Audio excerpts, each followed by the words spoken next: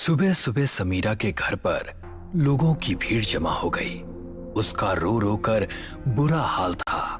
विजय sir को भी उसकी कई बात समझ नहीं आ रही थी। नवीन का शरीर बहुत बुरी हालत में था। उसके अंतिम संस्कार के बाद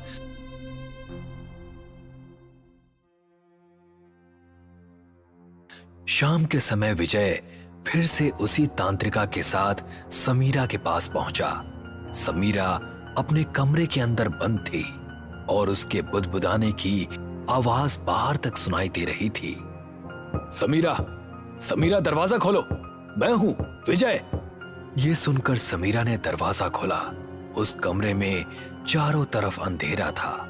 विशाखा समीरा को बड़े ही अजीब तरह से देख रही थी। तुम इस कमरे में किससे बातें कर रही थी? मैं किससे बात कर सकती हूँ मैम? मुझसे बात करने वाला तो चला गया ना।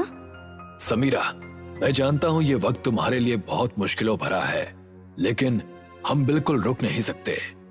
अब सच सच बताओ कि जब मैं यहाँ आई थी तो उससे पहले क्या तुमने उस ताबूत को खोलकर सुजैना की लाश को देखा था? नहीं तो मैं भला उसे क्यों देखूंगी? फिर ऐसा कैसे हो सकता है? वो लाश जिंदा कैसे हुई? उसने नवीन को मारा और फिर पता नहीं कहाँ गायब हो गई। कब्र से निकलने के बाद जो भी पहला शख्स उस लाश को देखता वो उसी के संपर्क में रहने वाली थी, और तुम कह रही हो कि तुमने नहीं देखा। तो फिर कौन हो सकता है? विजय ने विशाखा की आंखों में देखा और फिर कुछ सोचकर वो दोनों वहां से चुपचाप चल दिए। उनके जाते ही समीरा के चेहरे पर एक रहस्यमयी मुस्कान झलक आई और वो फिर से अपने उस अंधेरे कमरे में चली गई। वो योग मुद्रा में जमीन पर बैठी और फिर खिड़की के रास्ते सुजैना वहां पहुंची। सुजैना, जैसा तुमने कहा था मैंने बिल्कुल वैसा ही किया और तुम्हारे बारे में सब कुछ राज ही रखा। अब वक्त आ गया है कि तुम मेरा इनाम मुझे दे दो। जरूर समीरा, तुम असल में बड़े इनाम की हकदार हो। मेरे पहले पति के हिस्से की सारी दौलत मैं तुम्हें ही देने वाली हूँ। ये सुनकर समीरा बहुत खुश हुई। सुजैना उसको अपने साथ उस वीरान कोठी में ले गई जहां वो अपने पहले पति के साथ रहा करती थी। वहां हॉल में एक मोटा सा हथौड़ा रखा था, जिसकी तरफ इशारा करते हुए सुजैना बोली, समीरा, सामने जो दीवार दिख रही है, तुम्हें उस दीवार पर 3 बार इस हथौड़े से हमला करना है। लेकिन ये दीवार तो काफी मजबूत दिखाई देती है। 3 हमलों से ये नहीं टूटने वाली। जैसा मैं कह रही हूँ तुम वैसा ही करो। ये सुनकर समीरा ने वो भारी सा हथौड़ा उठाया और उस दीवार पर 3 हमले किए।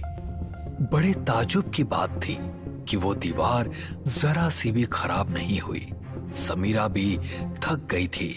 उसने हथौड़ा जमीन पर फेंक दिया। मुझे नहीं लगा था कि तुम मेरे साथ इतना घटिया मजाक करने वाली हो। ये सुनकर सुजैना की आंखों में गुस्सा उतर आया। तभी एक भयंकर आवाज आई। समीरा ने जो देखा उसे अपनी आंखों पर यकीन नहीं हुआ। वो दीवार अपने आप खिसक गई और उसके पीछे एक स्टोर रूम नजर आया। इसी स्टोर रूम में एक बक्सा रखा हुआ था, जिसे देखकर समीरा के चेहरे पर मुस्कान झलक आई। मुझे माफ कर दो, मुझे समझने में गलती हो गई। समीरा उस बक्से की तरफ बढ़ी। उसने जैसे ही बक्सा खोला, उसके अंदर नीले सोने और हीरे के जेवरों को देखकर उसकी खुशी का ठिकाना नहीं रहा। ओह माय गॉड, मैं सबसे अमीर हो गई, सबसे अमीर।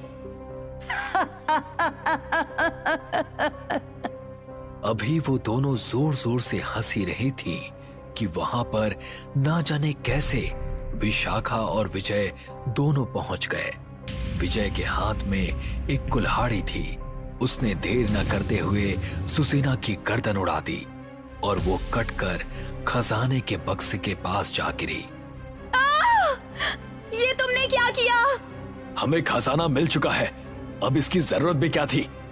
उन्होंने देखा कि सुजैना का शरीर अभी भी इधर उधर डगमगा रहा था।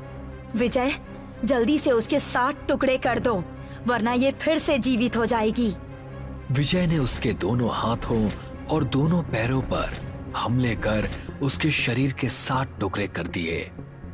इसके सारे टुकड़ों को अलग अलग गड्ढों में खोदकर दबा दो। और एक बात और, विशाखा ने विजय को 7 नींबू दिए और बोली कि हर गड्ढे के अंदर उसके शरीर के एक हिस्से के साथ ये एक नींबू भी दफन करना है। हर एक पार्ट को अच्छे तरीके से गिन कर रखना है। विजय ने उसके सारे टुकड़ों को समेटा और उनको बाहर मैदान में ले गया। समीरा और विशाखा अभी भी कोठी के अंदर मिले हुए खजाने की एक एक चीज को देखकर खुश हो रही थी। 7 गड्ढे खोदने हैं, मुझे तो सब्र भी नहीं हो रहा।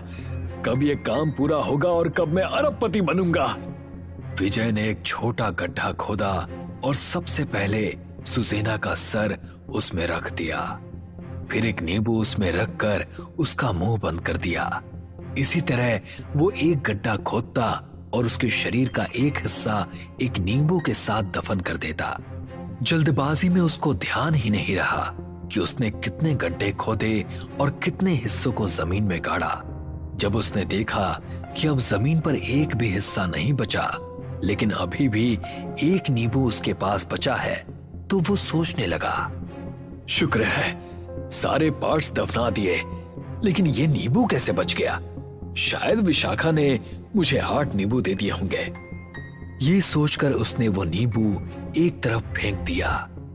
अब अपना हिस्सा लेने जाता हूं, ये कहकर वो भी कोठी के अंदर दाखिल हो गया। क्या बात है, दोनों बहुत खुश लग रही हो। मुझे भूल गई क्या? तुमने उन 7 टुकड़ों को दफना दिया? ये सुनकर विजय ने थोड़ा अनडेफिनेट होते हुए कहा, हाँ दफना दिए। चलो अब इस खजाने को लेकर यहां से निकलते हैं। उन तीनों ने उस खजाने को एक बैग में भरा और वहां से निकल गए। कुछ देर चलने के बाद विशाखा ने फिर विजय से सवाल किया, तुमने एक एक करके उन गड्ढों में एक बॉडी पार्ट के साथ एक नींबू डाला था ना? तुम बार बार क्यों पूछ रही हो? आखिर उन नींबुओं में ऐसा क्या था? वो 7 नींबू अभिमंत्रित थे। उसके शरीर के हर एक हिस्से के साथ एक नींबू इसलिए दफन करना था जिससे उसके शरीर का कोई भी हिस्सा अपने आप रेंग कर वहां से चला ना जाए। अगर वो 7 नींबू भी दफन हो चुके तो समझो तुमने काम ठीक किया। विजय को अब लग रहा था कि उसने कोई गलती कर दी है, लेकिन अरबपति बनने की खुशी उसको वापस उस कोठी की तरफ जाने से रोक रही थी। इस तरफ सुजेना का कटा हुआ हाथ उसी जमीन पर रेंग रहा था। उस कटे हुए हाथ ने एक फावड़ा उठाया और गड्ढा खोदना शुरू किया। उसने सुजेना के शरीर के सभी अंगों को निकाल लिया और उसकी कटी गर्दन ने भी आंखें खोल ली। लालची इंसान लालच में आकर कोई ना कोई गलती जरूर करता है। अचानक तेज तेज हवाएं चलने लगी। उसके शरीर के सभी अंग अपने आप जुड़ गए। वो तीनों अभी बड़ी खुशी के साथ आंखों में सपने लिए शहर की तरफ जा रहे थे। उन्होंने तय किया कि वो पहले विजय के आउट हाउस जाएंगे और वहां पर अपने अपने हिस्से का माल लेकर निकल जाएंगे। विजय, अब सब्र नहीं हो रहा। जल्दी से मुझे मेरे हिस्से का सोना दे दो, फिर मैं चलती हूँ। अरे अब तो सोना हमारे कब्जे में आ चुका है, अब किस बात की जल्दी है? हाँ यार, पार्टी तो बनती ही है। उन तीनों ने अब खुश होकर पार्टी शुरू की। मध्यम म्यूजिक और हाथों में ड्रिंक्स के गिलास उनके सेलिब्रेशन को और यादगार बना रहे थे। मैं जरा वॉशरूम होकर आती हूँ। समीरा वॉशरूम चली गई। अचानक से वॉशरूम की सारी लाइट्स हल्की होकर लाल हो गई। यार, ये रोशनी लाल कैसे हो गई? तभी उसने अपने पैरों की तरफ देखा, जिसके अंदर कई सारे बिच्छू लिपटे हुए थे। ये तो समीरा की आवाज है, चलो। वो दोनों भागकर वॉशरूम पहुंचे तो मंजर बहुत खौफनाक था। समीरा की बिना गर्दन वाली लाश जमीन पर पड़ी थी। ओह गॉड, इसको इस तरह किसने मारा होगा? जरूर तुमसे कोई गलती हुई है। तुमने उसके शरीर के 7 टुकड़े जमीन में नहीं गाड़े होंगे। बेवकूफों, मुझे मारना इतना आसान नहीं है। तभी अचानक सुसेना खड़ी हुई नजर आई, जिसे देखकर उन दोनों का दिल दहल उठा और वो वहां से भाग निकले। तुम खुद तो भाग रही हो, साथ में मुझे भी भगा रही हो। कैसी तांत्रिका हो तुम? मेरी गलती नहीं है, तुमने उसको ठीक से दफन नहीं किया, इस वजह से वो वापस जिंदा हुई है। वो दोनों इसी तरह बहस करते हुए विशाखा के घर पहुंचे। विशाखा ने एक लाल किताब खोली और उसके अंदर लिखी विधि पढ़कर विजय से बोली, उसको मारने का तरीका मिल गया। इस बार हमें उसके शरीर के 7 टुकड़े करने के बाद उन सभी टुकड़ों में एक एक अभिमंत्रित कील ठोकनी होगी। ये बात सुनकर विजय ने भी हाँ में सर हिला दिया। वो दोनों एक कुंड के सामने बैठकर 7 कीलों को बीच में रखकर उनको मंत्रों द्वारा अभिमंत्रित करने लगे। अभी एक आखिरी कील बची थी कि तेज तूफानी हवाएं चलने लगी और कुंड की आग बुझ गई।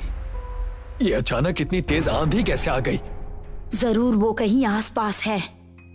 विजय ने वो सभी कीलें उठा ली। तभी न जाने कहां से विशाखा के कंधों पर सुसेना आ बैठी। छोड़ो मुझे! विजय उसकी मदद करने की बजाय उस कमरे से बाहर भाग निकला। मुझे बचाओ विजय! सुसेना ने विशाखा को जमीन पर गिरा दिया। कोई नहीं बचा सकता तुझे। कुछ ही मिनटों के बाद विजय एक हथौड़े के साथ उस कमरे में पहुंचा। उसने देखा कि सुसेना विशाखा के शरीर पर नाखूनों से बेतहाशा हमले कर रही है। विजय ने अपनी मुट्ठी में पकड़ी कीलों को जकड़ लिया। उसने आगे बढ़कर एक कील सुसेना के माथे पर रखी और हथौड़े की मदद से उसे ठोक दिया। सुसेना बुरी तरह चीखने लगी। विजय ने देर ना करते हुए उसकी दोनों हाथों की हथेलियों पर भी कीलें ठोक दी और दोनों पैरों के पंजों पर भी कीलें ठोक डाली। विजय, तेरी ये हिम्मत! सुसेना का शरीर अब उसके काबू में नहीं था। वो जमीन पर पड़ी ऐसे कांप रही थी जैसे उसको हजारों वॉट की बिजली ने पकड़ लिया हो। अब विजय के पास 2 कीलें बची थीं।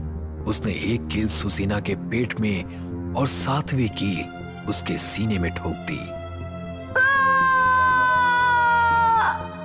अब वो बहुत बुरी तरह चीखने चिल्लाने लगी। विजय ने विशाखा को सहारा देकर खड़ा किया। उसे नजर आया कि उसी कमरे के अंदर एक कोने में कुल्हाड़ी भी रखी है। उसने सुसेना के शरीर के 7 टुकड़े करके इस बार उसने अच्छे से गिनती करके उन्हें दफना दिया। अब वो सारी दौलत हमारी है। उसे आपस में बांटने के बाद ना तुम मुझे जानती हो और ना मैं तुम्हें। ठीक है। ये तय करके दोनों ने सोने को 2 हिस्सों में बांटा और फिर अपने अपने रास्ते हो लिए। विजय अभी रास्ते में ही था। उसकी नजरों के सामने वो सारे मंजर किसी तस्वीर की तरह चल रहे थे। हमें हर एक कील पर मंत्र पढ़कर उसको अभिमंत्रित करना है। Oh shit! अचानक से विजय ने ब्रेक लगा दिए। ये तो बहुत बड़ी गलती हो गई। एक कील ऐसी थी जिस पर हमने कोई मंत्र नहीं पढ़ा था। तभी विजय की कार की छत पर धम धम होने लगी। वो कार से निकल पाता इससे पहले ही सुसेना का हाथ कार की छत को फाड़ता हुआ उसके गले तक पहुंच गया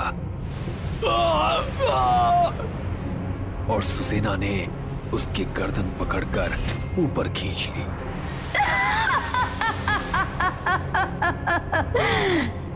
ये मंजर बहुत ही खौफनाक था। कार की छत पर सुसेना खड़ी थी, जिसके हाथ में विजय की टूटी गर्दन थी।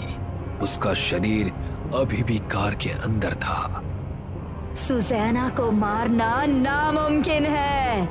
अपने 7 पतियों को मारकर उनकी दौलत के साथ साथ उनकी आत्माओं की काली शक्तियां भी मैंने हासिल की थीं। मुझे कोई नहीं मार सकता, कोई नहीं।